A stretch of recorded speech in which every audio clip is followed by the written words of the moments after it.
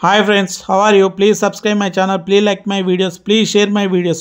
Okay friends, మన భారతదేశ చరిత్రను చదువుతున్న కొలది అనేక వీరగాథలు బయటికి వస్తున్నాయి. 1752లో మొఘల్ చక్రవర్తుల ముందు మోకాళ్ళ మీద కూర్చొని మాకు వ్యాపారం చేసుకోవడానికి అనుమతి ఇవ్వమని అడుక్కున్న ఈ బ్రిటిష్ వారు కేవలం వారికి 3 గోదాములు మాత్రమే ఉండేవి. అలాంటిది 100 సంవత్సరాలు గడిచేసరికి కొన్ని లక్షల కిలోమీటర్ల భూభాగం కలిగిన భారతదేశం వారి వశమైంది. దానికి కారణం ఒక రాజుకి ఇంకొక రాజుకు పడక బ్రిటిష్ వారికి సహాయం చేయడం. అలాంటి బ్రిటిష్ వారిని ఎదుర్కొన్న వీరనారి కథ. భారతదేశాన్ని బ్రిటిష్ వారి చేతుల నుండి కాపాడడానికి మొదటి సిపాయి తిరుగుబాటుకి నాంది పలికిన వీరవనిత మన వీరనారి. ఆమె తను పెంచిన బిడ్డను వెనక వీవు భాగంలో కట్టుకొని యుద్ధ రంగంలో దిగి సింహనాదం చేస్తే శత్రు సైన్యం తమ గుండెలను అరచేతిలో పట్టుకొని యుద్ధ రంగం నుండి పారిపోయేవారు. ఎంత పెద్ద బ్రిటిష్ సైన్యం ఉన్నా ఎదిరించి పోరాడిన వీరనారి మన దేశ చరిత్రలో మొదటి స్వాతంత్ర తిరుగుబాటుగా ఇప్పటికీ ఎప్పటికీ నిలిచి ఉండేలా చేసిన వీరవనిత ఆమె మన ఝాన్సీ లక్ష్మీబాయి. పుట్టనక్కల్లాగా ఝాన్సీ లక్ష్మీబాయి సామ్రాజ్యాన్ని హస్తగతం చేసుకోవాలనుకున్న బ్రిటిష్ వారికి ఎదురు నిలబడి పోరాడిన మన వీరవనిత మన ఝాన్సీ లక్ష్మీబాయి. 1835 నవంబర్ 19వ తారీఖున మన ఝాన్సీ లక్ష్మీబాయి జన్మించింది. అయితే ఝాన్సీ లక్ష్మీబాయిని చిన్నప్పుడు ముద్దుగా మను అని పిలిచేవారు. అయితే మనుకు 4 సంవత్సరాల వయసులోనే ఆమె తల్లి మరణించడం జరిగింది. దాంతో కూతురును చూసుకునే బాధ్యత తండ్రి మీద పడ్డది. మనుకు యుద్ధానికి సంబంధించిన కథలు చెప్పడుతూ కత్తి తిప్పడం, గుర్రం స్వారీ చేయడం, తుపాకీ ఏ విధంగా పేల్చాలో నేర్పించాడు. 1842లో ఝాన్సీ రాజు గంగాధర్తో మనుకు వివాహం జరిగింది. ఆ వివాహంలో మను పేరు ఝాన్సీ లక్ష్మీబాయిగా మారింది. 19వ శతాబ్దం ప్రారంభంలో ఈస్ట్ ఇండియా కంపెనీ పేరుతో బ్రిటిష్ వారు భారతదేశంలో వ్యాపారం చేయడం ప్రారంభించారు. అయితే వారు నెమ్మదిగా భారతీయుల మీద పరిపాలన బాధ్యత కూడా నడిపేవారు. భారతదేశంలో ఒక రాజుకి ఇంకొక రాజుకు పడకపోవడం వలన వాటిని అనువుగా తీసుకుని మన దేశ రాజ వ్యవహారాలకు తలదూర్చుతూ బ్రిటిష్ సామ్రాజ్యాన్ని పెంచుకోవడం ప్రారంభించారు. కొంతమంది రాజులు బ్రిటిష్ వారి కుటిల బుద్ధి తెలియక వారికి సాయం చేసేవారు. ఇలా దేశ స్వాతంత్రాన్ని బ్రిటిష్ వారు బందీ చేసుకోవడానికి అనేక పన్నాగాలు పన్నుతుండగా మరోవైపు బానిసత్వం నుంచి విముక్తి కోసం అనేక దాడులు బ్రిటిష్ వారి మీద చేసేవారు. బ్రిటిష్ వారు మన రాజులకు అవమానకరమైన షరతులు పెట్టేవారు. దానికి మన రాజులు కూడా తల వంచేవారు. అయితే ప్రజలలో బ్రిటిష్ వారిని తరిమి కొట్టాలనే ఆలోచన మొదలైంది. ఝాన్సీ ఉత్తరప్రదేశ్లో ఒక జిల్లా. అయితే బ్రిటిష్ వారికి ఝాన్సీ రాజైన గంగాధర్ రావు మధ్య కొన్ని ఒప్పందాలు జరిగాయి. ఎప్పుడు అవసరమైనా అప్పుడు ఝాన్సీ రాజు బ్రిటిష్ వారికి సాయం చేయాలి. అంతేకాకుండా ఝాన్సీకి రాజును ఎంపిక చేసేటప్పుడు బ్రిటిష్ వారి అనుమతి ఖచ్చితంగా తీసుకోవాలి. ఈ షరతులతో 1838లో బ్రిటిష్ వారు గంగాధరరావును ఝాన్సీ రాజుగా నియమించారు. ఇతను రాజు కాగానే గోసంతత, గుర్రాలు మరియు ఆయుధ సామాగ్రి సమకూర్చుకున్నారు. అయితే 1851లో ఝాన్సీ లక్ష్మీబాయికి ఒక కొడుకు పుట్టాడు. అయితే అతను 3 నెలలలోపే ఆ బాలుడు మరణించాడు. గంగాధరరావుకు రాజ్య భవిష్యత్తు గురించి ఆలోచన మొదలైంది. దీంతో గంగాధరరావు గారు మానసికంగా కుంగిపోయారు. ఆయన బాధకు ఒక కారణం కూడా ఉంది. అప్పుడు గవర్నర్ డల్హౌసీ పరిపాలించేవాడు. ఆ సమయంలో కొంతమంది రాజులు బ్రిటిష్ వారి దగ్గర సాయం తీసుకున్నారు. అందుకు ప్రతిగా వారు ఒక షరతు పెట్టాడు. ఒకవేళ ఏ రాజైనా సంతానం లేకుండా మరణిస్తే ఆ రాజ్యాన్ని బ్రిటిష్ వారు సొంతం చేసుకుంటారు. ఒకవేళ ఆ రాజు ఎవరినైనా దత్తత తీసుకున్నా దత్తత కుమారుడికి పరిపాలన చేసే అధికారం ఉండదు. రాజకుటుంబాలకు ప్రతి సంవత్సరం భరణం కింద 5,000 రూపాయలు చెల్లిస్తాం. రాజ్యాధికారం మాత్రం బ్రిటిష్ వారు చేస్తారు. ఇది డల్హౌసీ పెట్టిన షరతు. ఈ షరతును అడ్డం పెట్టుకుని అనేక రాజ్యాలను బ్రిటిష్ వారు హస్తగతం చేసుకున్నారు. ఇప్పుడు ఝాన్సీని కూడా బ్రిటిష్ వారు ఆక్రమించుకోవాలని చూస్తున్నారు. గంగాధరరావుకి ఈ విషయం జీర్ణించుకోలేకపోయాడు. మానసికంగా బాధపడేవాడు. దీంతో అతని ఆరోగ్యం క్షీణించి మంచం పెట్టాడు. అయితే 1853లో గంగాధరరావు, లక్ష్మీబాయిలు ఆనందరావు అనే బాలుని దత్తత తీసుకోవాలని నిర్ణయించుకున్నారు. దత్తత స్వీకారం తర్వాత దామోదర్రావు అని పేరు పెట్టారు. దత్తత స్వీకారం పూర్తయిన తర్వాత గంగాధర్రావు బ్రిటిష్ వారికి ఒక ఉత్తరం రాశారు. దత్తత విధానం గురించి పూర్తి వివరాలను అందులో వివరించడం జరిగింది. తన దత్తపుత్రుని తన రాజ్యవారసుడిగా గుర్తించమని బ్రిటిష్ వారికి ఉత్తరంలోని సారాంశం. ఆ బాలుడికి పరిపాలించే వయసు వచ్చేటాక ఝాన్సీ లక్ష్మీబాయిని అతని ప్రతినిధిగా గుర్తించమని ఆయన కోరడం జరిగింది. మేజర్ సాహెబ్ ఝాన్సీ రాజ్యాన్ని ఏ విధంగా కూడా అనాథగా చేయవద్దని అతనిని అడిగాడు. అయితే 1853 సంవత్సరం నవంబర్ 21వ తేదీన గంగాధర్రావు గారు మరణించారు. 18 సంవత్సరాల వయసులోనే ఝాన్సీ లక్ష్మీబాయి భర్తను పోగొట్టుకుంది. అంతేకాకుండా రాజ్య బాధ్యత ఆమె మీదనే పడింది. అయితే డల్హౌసీ రాజ్యాన్ని హస్తగతం చేసుకోవడానికి అనేక ప్రయత్నాలు చేస్తున్నాడు. మరొక పక్క బాలుని పాలన చూసుకునే బాధ్యత ఝాన్సీ లక్ష్మీబాయి మీద పడింది. రాజు వాసుడు గురించి అనేకసారి డల్హౌసీకి వర్తమానం పంపడం జరిగింది. 3 నెలలు గడిచినా డల్హౌసీ కాంచి ఎటువంటి సమాచారం లేదు. 1854 మార్చిలో డల్హౌసీ నుంచి ఆదేశాలు వచ్చాయి. దత్తత ద్వారా తన వారసుడిని ఎంపిక చేసుకునే అధికారం గంగాధరరావుకి లేదు అని బ్రిటిష్ వారు చెప్పడం జరిగింది.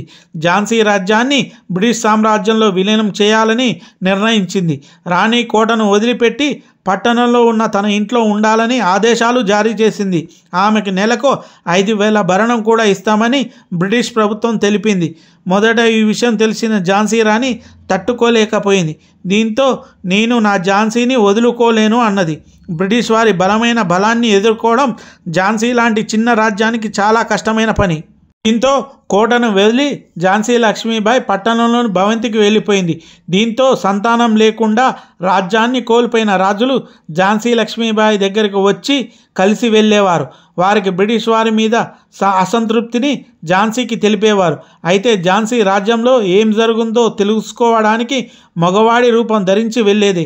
అయితే ఝాన్సీ కాశీకి వెళ్ళి తన వెంట్రుకలను కత్తిరించుకుంటానని బ్రిటిష్ వారి అనుమతి ఇవ్వమని కోరింది. ఈ విషయం తెలిసిన రాణి బ్రిటిష్ ప్రభుత్వం అనుమతి ఇవ్వలేదు. ఈ విషయం తెలిసిన రాణి దేశానికి స్వాతంత్రం లభించిన తర్వాతనే నా కురులను తెదిస్తానని శబ్దం చేసింది. బ్రిటిష్ వారి పట్ల వ్యతిరేకంగా ఉన్న నానాసాహెబ్, ఢిల్లీ రాజు బహదూర్ షా, అయోధ్య రాజు వీరందరూ అప్పుడప్పుడు ఒక చోట సమావేశం కావాలని నిర్ణయించుకున్నారు. దత్తపుత్రుడు దామోదర్రావుకి 7 సంవత్సరాల వయసు వచ్చింది. అతనుకు ఉపనయనం చేసేందుకు ఏర్పాట్లు జరిగాయి. రాజ్యపు బ్రిటిష్ అధికారికి ఒక లేఖ పంపించారు. రాజ్యపు ఖజానాలో దామోదర్ పేరిట ఉన్న 6 లక్షల రూపాయల్లో ఉపనయన ఖర్చు నిమిత్తం 1 లక్ష రూపాయలు తీసుకునేందుకు ఆ లేఖ ద్వారా అనుమతి కోరారు. అయితే దామోదర్రావు ఇంకా చిన్నపిల్లవాడే. ఎవరైనా అతని తరపున 4 హామీ ఇచ్చినట్లయితే ఆ ధనం విడుదల చేస్తానని ఆ బ్రిటిష్ అధికారి షరతు పెట్టాడు. రాణి దానిని అవమానంగా భావించింది. అయినా బాధలో కూడా ఆ షరతులు ఒప్పుకొని ధనాన్ని స్వీకరించింది. ఈ ఉపనయనం పేరిట నాయకులందరూ కలుసుకున్నారు. వారి మధ్య రహస్యమైన చర్చలు జరిగాయి. ఆ రహస్య చర్చలు జరిగేటప్పుడు మహిళలే కట్టుదిట్టమైన భద్రతగా నిలబడ్డారు. అంతేకాకుండా బొట్టు పెట్టుకోనివ్వకుండా అనుమతి ఇవ్వనందుకు బ్రిటిష్ సైన్యంలోని హిందూ సైనికులు ఆగ్రహంగా ఉన్నారు. అలాగే పందికొవ్వు పూసిన తుపాకీ గుండ్లను బలవంతంగా ఉపయోగించేటట్లు చేస్తున్నందుకు ముస్లిం సిపాయిలు కూడా కోపంగా ఉన్నారు. అందువల్ల సైన్యం చాలా తీవ్ర అసంతృప్తితో ఉంది. ఫిబ్రవరి నెలలో తాంతియా తోపే రాణిని కలుసుకోవడానికి వచ్చారు. అయితే ఆయన తనతో పాటు ఒక పత్రాన్ని తీసుకువచ్చారు. ఇక ఆలస్యం చేయడం అసంభవం. స్వాతంత్రం కోసం పోరాడడానికి ముందుకు వెళదాం. ప్రజలు చాలా కష్టాలు బాధలతో అనుభవిస్తున్నారు. ఈ బానిస సంఖ్యల నుంచి తప్పించుకుందాం అనే ఆ లేఖలో ఉంది. అయితే రాణి ఇది సరైన సమయం కాదని భావించింది. తాంతియా మాత్రం సైన్యంలో చాలా అసంతృప్తి ఉంది. ఆయుధాలు, మందుగుడ్లు సామాగ్రి కూడా సిద్ధంగా ఉన్నాయని ఆమెకు నచ్చజెప్పాడు. మే 31 ఆదివారం దేశమంతా ప్రజలందరూ ఒకేసారి తిరుగుబాటు చేయాలని తీర్మానం చేయడం జరిగింది. అయితే భారత్పూర్లో నిర్ణయించిన తేదీ కంటే ముందే తిరుగుబాటు చేశారు. మే 10న మీరట్లో తిరుగుబాటు పతాక స్థాయికి చేరింది. మీరట్లో ఢిల్లీలో భారతీయ సైనికులంతా ఒకటయ్యారు. ఢిల్లీ సింహాసనాన్ని చేజిక్కించుకున్నారు. బహదూర్ షాను భారతదేశ చక్రవర్తిగా నియమించారు. తమకు అనుకూలంగా రాసుకున్న చరిత్ర పుస్తకాల్లో బ్రిటిష్ వారు దీనిని సిపాయిల తిరుగుబాటుగా అభివర్ణించారు. దీనివల్ల కేవలం సైనికులు మాత్రమే ఈ తిరుగుబాటుకు ప్రాధాన్యం వహించారని, ఇతర ప్రజలు కాదని భావన కలుగుతుంది. ఈ ప్రజా విప్లవంలో సైనికులే ముందు నిలిచారనేది వాస్తవం. విప్లవంలో పాల్గొన్నది సైనికులే కాదు, రాజులు, సర్దారులు, నవాబులు, ఢిల్లీ సామ్రాట్లు, హిందువులు, ముస్లింలు అందరూ ఈ విప్లవంలో పాల్గొన్నారు. మహిళలు కూడా ఈ తిరుగుబాటులో ప్రాధాన్యం వహించారు. 20 నెలల పాటు ఈ తిరుగుబాటు జరిగింది. అయితే చరిత్రలో చెప్పినట్టుగా తిరుగుబాటు మనం ఓడిపోవడం నిజమే, కానీ బానిసత్వంలో మొక్కుతున్న ఒక దేశం స్వాతంత్రం కోసం జరిగిన ఈ పోరాటంలో ఎన్నిసార్లు అపజయాలు ఎదుర్కొన్నా అందుకు చింతించాల్సిన అవసరం లేదు. 752లో మొఘలుల చక్రవర్తి ముందు మోకాల మీద కూర్చొని మాకు వ్యాపారం చేసుకోవడానికి అనుమతి ఇవ్వమని అడుక్కున్న రోజు బ్రిటిష్ వారికి కేవలం 3 గోదాములు మాత్రమే ఉండేవి. కానీ 100 సంవత్సరాలు తిరిగే లోపల లక్షలాది చదరపు కిలోమీటర్ల భూమి వారి వశమైంది. దీనితో బ్రిటిష్ వారు ఆగలేదు. వారి మతాన్ని కూడా దేశంలో వ్యాప్తి చేసేందుకు తీవ్రంగా కృషి చేశారు. దీనివల్ల కూడా ప్రజలు తిరగబడడానికి మరో కారణమైంది. ఒకసారి ఝాన్సీ రాణి ఈ యుద్ధాలు ఎందుకు, మంచిగా నీ బాలుని చూసుకుంటూ పూజలు చేసుకుంటూ ఉండవచ్చు కదా అని కొందరు చెప్పారు. అప్పుడు ఝాన్సీ రాణి, నేను ఒక క్షత్రియ మహిళను, నా కర్తవ్యాన్ని నేను ఆచరిస్తాను. దేశాన్ని, న్యాయాన్ని కాపాడడం క్షత్రియుల కర్తవ్యం. శత్రువు మీద పోరాడడానికి మనం సిద్ధంగా ఉండాలి. శత్రువు ముందు తల వంచడం కన్నా నేను సహించలేను. నేను యుద్ధంలో పోరాడుతూ నవ్వుతూ యుద్ధంలో మరణిస్తాను తప్ప వారి ముందు తల వంచను అని చెప్పింది. 1854 జూన్ 4వ తేదీన మీరట్లో ఒక విప్లవం చెలరేగింది. అదే రోజు ఝాన్సీలో కూడా ఒక సంఘటన జరిగింది. ఒక హవల్దార్ కొంతమంది సైనికులను తీసుకొని బ్రిటిష్ వారు నిర్మించిన స్టార్ ఫోర్ట్ కోటలోకి ప్రవేశించాడు. అందులో ఉన్న యుద్ధ సామాగ్రిని, ధనమును తన వశం చేసుకున్నాడు. గుడారాలలో ఉన్న బ్రిటిష్ యొక్క మహిళలను, పిల్లలను పాత కోటలకు పంపించారు. దాంతో రాణిని సాయం చేయమని అభ్యర్థించారు. ఇటువంటి సమయంలో మీరు కూడా మాకు సాయం చేయాలని వారు ప్రార్థించారు. అయితే ఝాన్సీ రాణి, నా దగ్గర ఆయుధాలు కానీ సైన్యం కానీ లేదు. అయితే మీరు అంగీకరిస్తే ప్రజల రక్షణ కొరకు సైన్యాన్ని సమీకరించడానికి నేను సిద్ధంగా ఉన్నానని వారికి చెప్పింది. అందుకు బ్రిటిష్ వారు దానికి అంగీకరించారు. అయితే మరునాడు కొంతమంది సైనికులు బ్రిటిష్ అధికారిని కాల్చి చంపడంతో బ్రిటిష్ వారు బాగా భయపడిపోయారు. ఒక అధికారి రాణి వద్దకు వచ్చి, మీ మగవాళ్ళం, మా గురించి మాకు భయం లేదు, కనీసం మా స్త్రీలకు, పిల్లలకు మీ భవంతిలో భద్రత కల్పించమని కోరాడు. అయితే ఎలాంటి సాయం చేయవద్దని కొంతమంది అడ్డగించారు. అప్పుడు ఝాన్సీ రాణి, మన యుద్ధం కేవలం బ్రిటిష్ మగవారితో మాత్రమే, వారి భార్య పిల్లలతో కాదు. నేను నా సైనికులతో దీన్ని ఆపకపోతే రాణిని ఏ విధంగా అవుతాను? బ్రిటిష్ మహిళలకు, పిల్లలకు నా భవంతిలో భద్రత కల్పిస్తానని వారికి మాట ఇచ్చింది. రాణి వారికి మాట ఇచ్చి ఊరుకోలేదు. వారందరికీ ఆశ్రయం కల్పించింది. అయితే నాయకుడు లేని సైన్యం బ్రిటిష్ వారి మీద విజయం సాధించింది. ఆ సైనికులు ఝాన్సీ మీద కూడా దాడికి దిగుదామనుకున్నారు. కానీ రాణి వారు అడిగినంత ధనం ఇచ్చి దీంతో వారు సంతృప్తి చెంది అక్కడి నుంచి వెళ్ళిపోయారు. ఝాన్సీలో అరాచకం ప్రబలకుండా రాణి అన్ని ఏర్పాట్లు చేసింది. సైనికులు, గ్రామ అధికారులు అందరూ రాజ్యభారం స్వీకరించమని అడిగారు. అందుకు రాణి అంగీకరించింది. తిరిగి కోటపై ఝాన్సీ రాజ్య పతాకం రెపరెపలాడింది. ఝాన్సీ రాజ్యంలో రాత్రి పగలు యుద్ధ సన్నాహాలు నడిచేవి. అందరికీ సరిపడా ఆయుధాలు తయారయ్యాయి. అయితే ఇంతలో ఝాన్సీపై ఒక ఉపద్రవం వచ్చి ముంచుకొచ్చింది. ఝాన్సీని పరిపాలిస్తుంది ఒక పిరికి మహిళ అని భావించిన సదాశివరావు అనే వ్యక్తి రాజ్యంలో ఒక మూలన తిరుగుబాటు చేసేలా చేశాడు. దానితో రాణి అక్కడికి చేరుకొని ఆ తిరుగుబాటుని అణిచివేసింది. ఇంతలో బ్రిటిష్ వారి సైన్యం ఝాన్సీకి చేరుకుంది.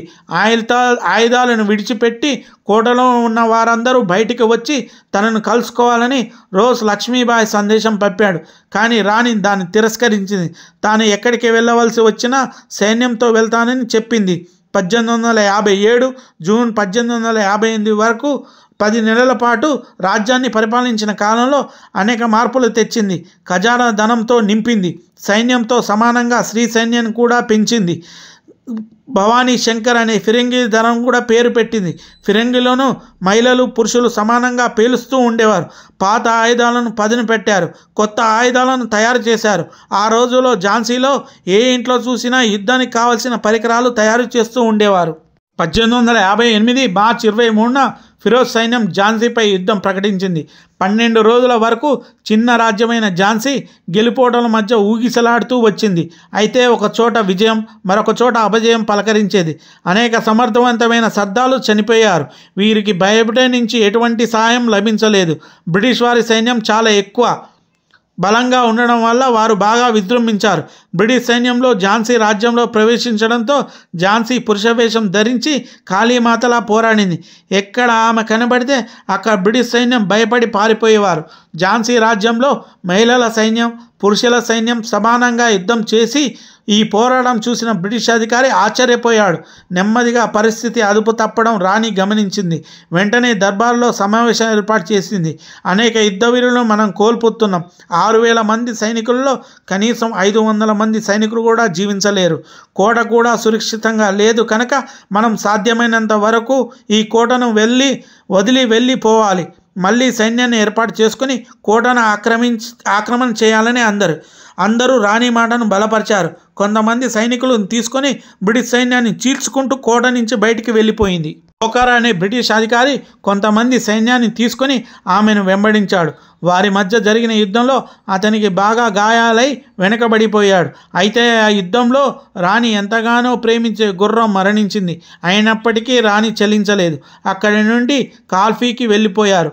తాంతియా తోపే రాజ్ సాహెబ్ కలుసుకుంది. అక్కడి నుండి సైన్యాన్ని సమీకరించడం రాణి మొదలుపెట్టింది. రోజ్ తన సైన్యంతో కాల్ఫీని ముట్టడించాడు. ఓటమి తప్పదని రాణికి అర్థమైంది. వెంటనే రావు సాహెబ్ తాంతియా తోపుతో కలిసి కొందరు యోధులు కలిసి గ్వాలియర్ బాట పట్టారు. అందరూ గోపాల్పూర్కి చేరుకున్నారు. ఆ రోజు రాత్రి రావు సాహెబ్, తాంతియా తోపే, రాజే సాహెబ్ మధ్య సమావేశం జరిగింది. తర్వాత రాణితో సమావేశం అయ్యారు. ఇక యుద్ధం కొనసాగించకపోవడం వారి అభిప్రాయం. రాణి మనం కోట లోపల ఉన్నంత వరకు బ్రిటిష్ వారిని ఎదిరించి పోరాటాన్ని ఎప్పుడూ కొనసాగించవలసిందే. గ్వాలియర్ కోట దగ్గరలోనే ఉంది. అక్కడ రాజు బ్రిటిష్ వారికి అనుకూలంగా ఉంటాడు. అయితే అక్కడ ప్రజలు, సైన్యం బ్రిటిష్ వారికి వ్యతిరేకమని నేను అనుకుంటున్నాను. అంతేకాకుండా అక్కడ యుద్ధ సామాగ్రి, మందుగుళ్ళు భారీగా లభిస్తాయి. అయితే రాణి సలహాను అందరూ అంగీకరించారు. కొంతమంది సైన్యం తాంతియా గ్వాలియర్ చేరుకునే అక్కడ సైన్యం అధిక భాగం తాంతియా పక్షంలో చేరిపోయింది. గ్వాలియర్ మహారాజు ఆగ్రాకు పారిపోయి బ్రిటిష్ వారికి ఆశ్రయం కల్పించమన్నాడు. అయితే తర్వాత రాణి, ఆమె మిత్రులు మినహా మిగిలిన సర్దారులందరూ ఆనందంతో సంబరాల్లో మునిగిపోయారు. రాణి వారికి ఎంత చెప్పినా వారు పట్టించుకోలేదు. ఈ ఆనందానికి దూరంగా ఉన్న రాణి గ్వాలియర్ కోటలో అనేక కీలక ప్రదేశాలను పరిశీలించింది, కొన్ని మార్పులను సూచించింది. కానీ మిగిలిన సర్దారులు ఆమె మాటను పట్టించుకోలేదు. ఇంకొంతకాలం వేచి ఉండాలని బ్రిటిష్ అధ్యక్షుడికి ఫిరోజ్ సిద్ధంగా లేడు. 1858 జూన్ 17న యుద్ధం తిరిగి ప్రారంభమైంది. రాణి పురుషవేషం ధరించి యుద్ధానికి సిద్ధమైంది. ఫిరోజ్ ఒక కుట్ర పన్నాడు. గ్వాలియర్ నుండి పారిపోయిన ఆగ్రాలో బ్రిటిష్ వారి చరణ కోరిన రాజును వెంటబెట్టుకొని గ్వాలియర్కు వచ్చాడు. మహారాజు సింధియా, రాజును చేయడం కోసమే మేము యుద్ధం చేయడానికి వచ్చాం. తిరిగి మా వైపు రావాలనుకున్న సైనికులు క్షమాభిక్ష పెడతామని ఫిరోజ్ ప్రకటించాడు. అప్పటికే సర్దార్కు వారందరికీ రాణి చెప్పిన మాటలు జ్ఞానోదయం కలగలేదు. దీంతో తాంతియా తోపేను పంపించారు. అప్పుడు రాణి తాంతియా తోపే ముందు తన యుద్ధ వ్యూహాన్ని ఉంచింది. దానిని అతడు సమర్థించాడు. రాణి దగ్గర ఉన్న సైన్యం సంఖ్యాపరంగా తక్కువగా ఉన్నప్పటికీ సర్దారుల అసాధారణ సాహసం, రాణి పరాక్రమం కారణంగా ఆ రోజు బ్రిటిష్ సైన్యం బాగా దెబ్బతింది. ఆ ఘనత మొత్తం రాణికే చెందవలసిందే. మరునాడు 18వ తారీఖున బ్రిటిష్ వారు సూర్యోదయంకి ముందే యుద్ధ భేరీలు మోగించారు. మహారాజు సింధియా ప్రకటించిన క్షమాభిక్షకు కొంతమంది లొంగిపోయిన సైనికులు బ్రిటిష్ వారితో చేతులు కలిపారు. రావు సాహెబ్ వద్ద ఉన్న సైన్యం కూడా బ్రిటిష్ వారితో చేరిపోయిందని తెలిసింది. రాణి ఝాన్సీ లక్ష్మీబాయి రామచంద్రరావు దేశముఖ్ పిలిపించింది. ఈరోజు యుద్ధానికి చివరి రోజు అనిపిస్తుంది. ఒకవేళ నేను ఈ యుద్ధంలో మరణిస్తే నా కుమారుడైన దామోదరరావు జీవితాన్ని చాలా గొప్పగా విద్యాబుద్ధులు చెప్పి పెంచాలి.